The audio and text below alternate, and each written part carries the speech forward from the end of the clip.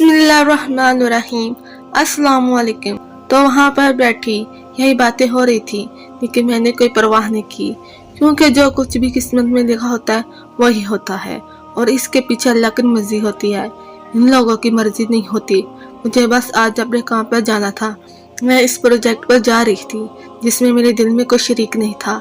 मैं घर से 7 बुरखे पहन कर ही निकली थी, क्योंकि मैं अपनी शक्ल दिखाना नहीं चाहती थी। इसीलिए जा ही रही थी, देखना चाहती थी कि वहाँ क्या होता है। वहाँ इतनी सारी औरतें इतनी ज्यादा गर्मी में खड़ी थी। वहाँ पर क्या हो रहा है, मुझे सारी मामला जमा करनी थी। जब मैं वहाँ पर गई तो वहाँ कोई बहुत बड़ा शानदार तो नहीं था, लेकिन वहाँ पर बहुत ज्यादा लोग थे। मैं और हैरान थी कि वहाँ पर लोग अपनी बारी के इंतजार में गर्मी में खड़े थे। अब फिर भी इनको किसी बात पर गुस्सा नहीं आ रहा था। बहुत ही बड़ी तादाद में खड़े हुए थे, आपस में हंसी मजाक कर रहे थे। जबकि इस मौसम में अगर आप किसी फकीर को 4 बातें करें तो वो भी गुस्से से बोलना शुरू कर देता है। इतनी ज्यादा गर्मी थी, लेकिन लोगों को पीने के लिए शरबत का इंतजाम था। मैंने भी 2 गिलास पानी पी लिए। मेरी बारी भी आने में अभी वक्त था, लेकिन औरत को ज्यादा जल्दी अंदर भेज रहे थे, इसलिए मेरी बारी थोड़ी जल्दी आ गई और मैं अंदर बरामदे तक चली गई, जहाँ पर छाँव थी। ये औरतें एक दूसरे को अपनी मिसाल बता रही थी, क्योंकि औरतों का ये तरीका होता है, कहीं जाती हैं तो अपने मिसाइल एक दूसरे को बताना शुरू कर देते हैं। नाम तक नहीं पूछती, लेकिन अपना सबसे पर्सनल मामला भी बता देती हैं। उनके सब के साथ मिसाइल भी ऐसे ही थे जैसे कि मेरे साथ थे। किसी के यहाँ 4 साल से औलाद नहीं थी तो किसी के यहाँ 2 साल से नहीं थी। और फिर मेरी बारी आ गई और मुझे दूर से पीर साहब नजर आए। महल्लेदार की बात ठीक थी, ये 90 साल से भी ज्यादा मालूम हो रहे थे। बिल्कुल सफेद कलर के कपड़े पहन रखे थे और बैठे ऐसे थे जैसे के बैठने में बहुत ज्यादा मुश्किल हो। बोलते थे तो पता नहीं चलता होंठ हिल रहे हैं या नहीं, क्योंकि इस पर दाढ़ी आई हुई थी। लेकिन ये कहना बिल्कुल गलत नहीं होगा, तो इनके चेहरे पर बहुत ज्यादा नूर था और ऐसा लगता था कि बहुत ही अल्लाह वाले बंदे हैं। अगर तो ये कोई झूठ बोल रहा है और ये एक ड्रामा था, तो फिर जिसने भी ये ड्रामा रचाया था वो जरूरत से ज्यादा ही अक्लमंद था, क्योंकि सारी चीजें ऐसी थी जिस पर सवाल नहीं उठाया जा सकता। वहाँ पर कोई या किसी से पैसे नहीं मांग रहा था और अपनी खुशी से लोग पैसे दे रहे थे।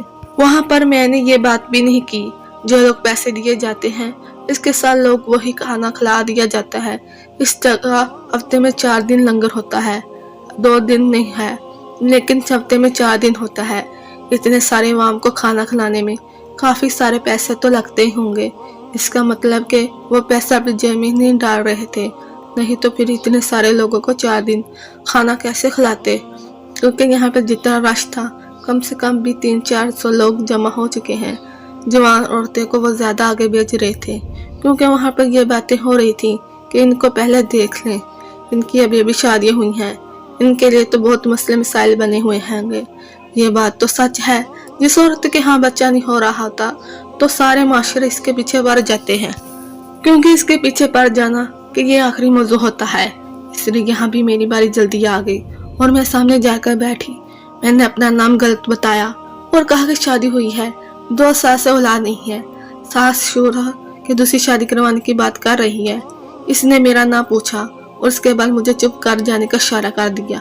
वैसे ही हो रहा था जैसे मोहल्ले से एक औरत ने बताया था, क्योंकि देर के बाद उन्होंने कुछ बनना शुरू कर दिया। फिर हाथ उठाकर आमीन कर दी और मुझे कहा कि मैं जा सकती हूँ। मैं हैरान रह गई।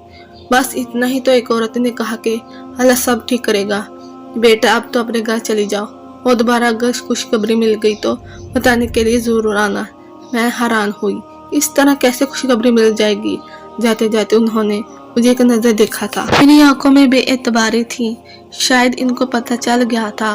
पता नहीं क्यों इनको देखकर मुझे पर अजीब सारी तारी हो गया। ऐसे लगता था कि वाकई कोई अच्छा इंसान है। जैसे कभी भी कुछ लोगों को देखकर हमें ये पता चल जाता है कि वो बुरा इंसान है, जबकि हमने इनसे भी बातें नहीं की होती और हम इनको अच्छे से जान भी नहीं है। हमने इनका बुरा रूप नहीं देखा होता, लेकिन फिर भी हमें पहचान जाते हैं। इसी तरह शायद अच्छे लोग भी पहचानने जाते हैं। ये इंसान मुझे अच्छा लग रहा था, पर मुझे ये भी लग रहा था कि मैं इस माहौल में आ गई हूँ तो शायद मुझ पर भी असर हो गया है। क्योंकि मैं भी तो एक और आम इंसान नहीं हूँ। जब इंसानों के कैसे दो मुसीबतें पड़ती हैं तो वो फौरन ही ये कहना शुरू कर देता है कि मुझ पर किसी ने जादू करवा दिया है। और जब लोगों को ये बताया जाता है कि फलां के पास जाओ, मुझे फायदा हुआ है, तुम्हें भी होगा, तो इसका दिमाग खराब हो जाता है। ये सब कुछ हो जाता है और जो मालूमात मिली थी वो मैंने ले ली। पीर साहब खुद से पैसे नहीं मांगते, लेकिन लोग इनको लाखों रुपए देकर जा रहे हैं। वो इतना ज्यादा रश था और इनका इलाज करने का तरीका क्या है यह भी सुनने में आया था कि वो कुछ अरसे शहर में रहेंगे और यहाँ से चले जाएंगे, क्योंकि वो इस तरह मुख्तलिफ शहरों में आते जाते रहते हैं ताकि सब लोगों को फायदा कर सके। वापस अपने घर आ गए और दिन इसी तरह गुजरने लगे। आगे हमारी शादी की सालगिरह पर मेरे शौहर ने मेरे लिए तोहफा लिया था और मेरी सास का कहना था कि इसको सर ना चुराओ, तुम्हें इससे क्या मिलता है, बल्कि तुम इसका खर्चा भी बंद कर दो। इसने तुम्हें कौन सा औलाद दी है जो इसको खर्चा दे रहे हैं, जबकि इसको ये पता नहीं है था मेरे शौहर मुझे खर्चा देते ही नहीं था।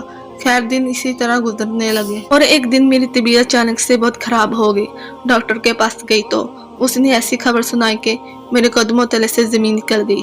इसने कहा कि तुम माँ बनने वाली हो। मैं हैरान रह गई, ये सब कुछ क्या हो गया? क्या वाकई इस पीर की दुआ की वजह से हुआ था या सिर्फ एक बहुत बड़ा इत्तेफाक था?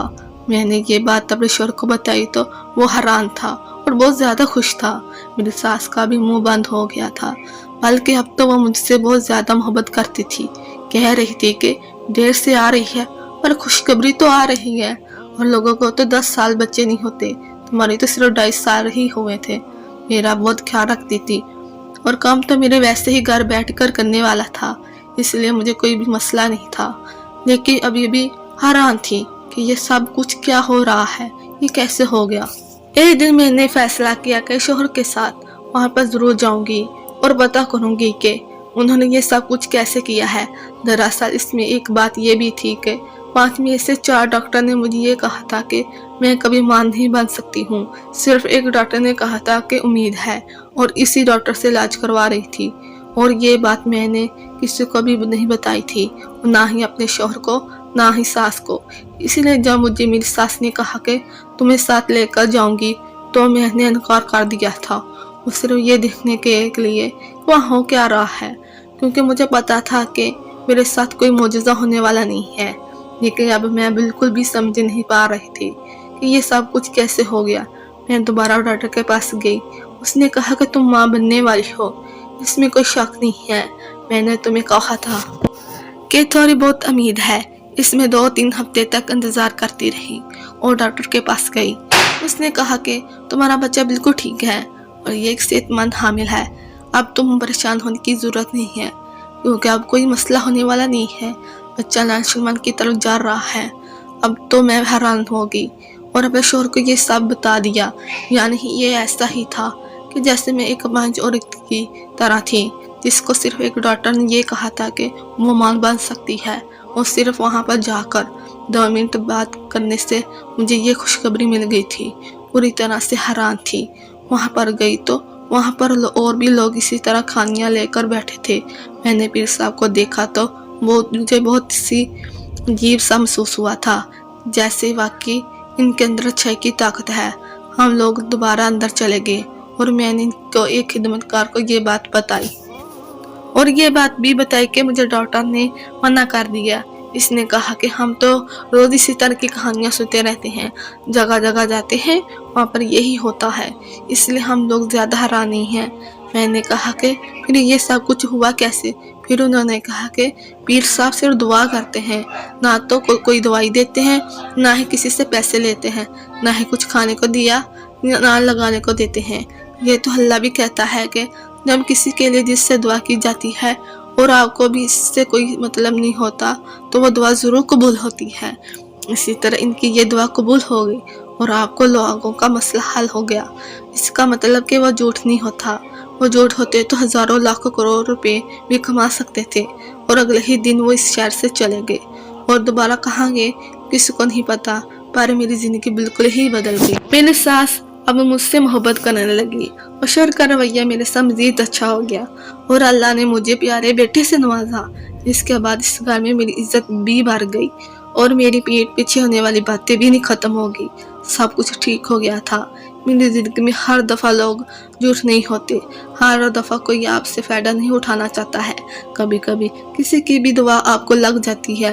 میں نے اپنی زندگی کی اس واقعے سے یہی سیکھا ہے، ہمیشہ لوگوں کے لیے اچھا بولو، ان کو دعاؤں دیتے رہو، کیونکہ کوئی پتا نہیں کہ کون سا وقت قبولیت کا ہوتا ہے. پیارے دوستو، یہ کہانی کیسی لگی؟ اچھی لگی تو چینل کو سبسکرائب کیجئے اور اگلی کہانی کو دیکھنے کے لیے ویڈیو کو لائک کیجئے. Thank you.